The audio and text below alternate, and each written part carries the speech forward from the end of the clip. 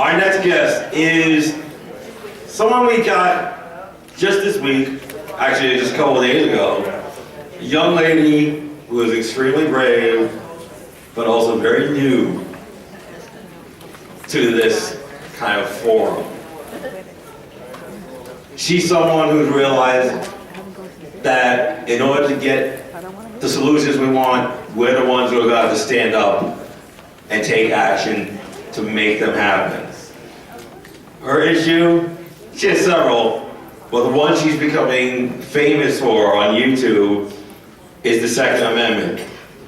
We got Sheriff Mack up here talking about the sheriff's solution, the legal solution. She's going to tell you about our solution, the solution that begins with us. Ladies and gentlemen, Josie the Outlaw.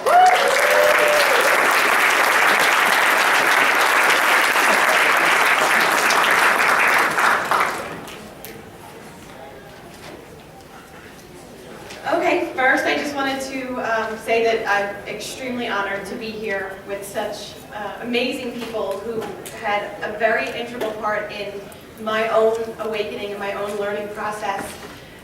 You know, Edward G. Griffin and Bob Murphy and Sheriff Mack and even people who are the attendees here. I've learned so much from. I just want to say thank you for that. And so I've been asked to come to speak on the Second Amendment. And I just want to make it clear that the Second Amendment does not create an individual right to keep and bear arms. Now, I know that may sound funny to a lot of people, but I'm going to say it again. The Second Amendment does not create the right to keep and bear arms. The Second Amendment identifies and expresses the inherent right of human beings to be able to defend themselves. The Bill of Rights did not create any rights, nor did it pretend to. And if tyrants come along and repeal the Second Amendment or pass some law in violation of it, the right of the people to be armed will still exist. If I write on a piece of paper, the sky is blue, and someone comes along and erases it, or burns it, or throws it away, or tears it up, that's not going to change the fact that the sky is still blue. Point being, there's nothing in the world that anyone can do to erase the natural, inherent right of human beings to defend themselves from aggressors.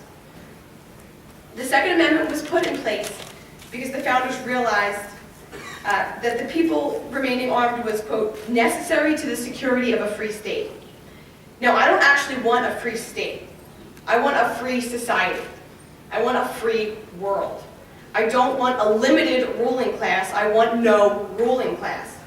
So while I don't agree with everything the founders did or said, but we do agree on this. The people should always retain the means to defend themselves from criminals. And by criminals, I mean both the common street thugs and the ones wearing badges and uniforms. Now, there may be some politicians naive enough to actually think and imagine that so-called gun control will prevent crime.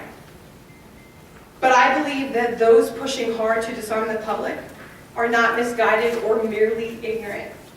Their goal is to create a world in which only the criminals, the ones with and without badges, are armed. Why? It's the same reason a farmer wouldn't want his cattle to be armed. A lot of people are scared of the idea of some bad guy having a gun. I'm scared of that too. But history shows that something that should scare people a lot more is a world in which citizens are defenseless and only agents of the state have guns. That is the end game of those in power. And if you want to see how that has always turned out, just open a history book. A lot of people ask what we can do about this. And if you're bored, you can write to your congressman and let him know how you feel about it. But what I think would be much more effective would be to take it upon yourself to keep you, your family, and your fellow man safe and protected. Unfortunately, this often means putting your fears aside and having the guts to disobey the laws that destroy freedom. While there is a risk involved in this approach, as one of our later speakers is well aware of and unfortunately has been a victim of, If more people don't stand up to injustice, it's only going to get worse.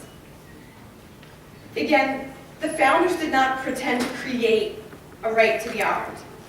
They identified the right of self-defense as a natural right, a right which no power in the world, no legislation, no authority, nothing can undo. If you agree with them on that, then don't bother asking for permission to be armed. I can't speak for the founding fathers, but I'm pretty sure the idea was not that the people have the right to keep and bear arms, as long as the politicians would like them to. People have to choose their battles. The goal here is not martyrdom, but no one should feel guilty about disobeying the arbitrary garbage which the politicians declare to be law.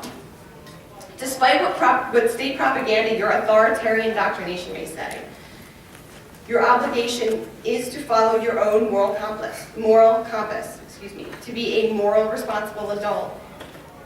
And that includes the responsibility to defend yourself, your home, your family, and freedom in general from anyone who would seek to control or harm innocents.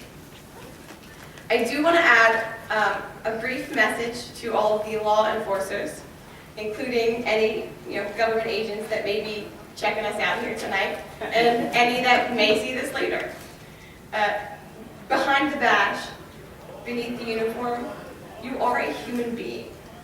Morality applies to you. You have a conscience. Use it.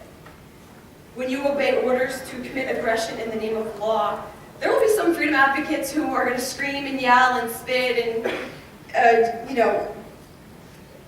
condemn you as a bunch of fascist pigs. At one point in my life, I used to do the same. However, I would much rather treat you the way I would want you to treat me as a human being, and remind you of your responsibility to protect the freedoms of others, and not just act as an obedient pawn of those in power. For example, if the powers that be declared that you are going to be disarmed, that you have to give up your means of defending yourself and your family, would you comply? And when faced with these situations in the future, remember, the people won't need to resist unjust laws if police don't enforce them in the first place. There are a lot of people who don't care about gun control. They don't think it has anything to do with them. But when a population is reduced to being helpless, defenseless subjects, it affects everyone, maybe not today or tomorrow, but the pattern in history is very clear. When the common people are disarmed, and only agents of the government have guns, then the ruling class can absolutely do anything it wants to the people. The founders knew this, which is why they wrote the Second Amendment, describing, not creating, the inherent right of all people to retain the ability to defend themselves forcefully if necessary, from all aggressors, including their own government. Unfortunately, those in power and their enforcers are making it more and more clear that they believe they can do anything they damn well please. And the rest of us should just shut up and take it.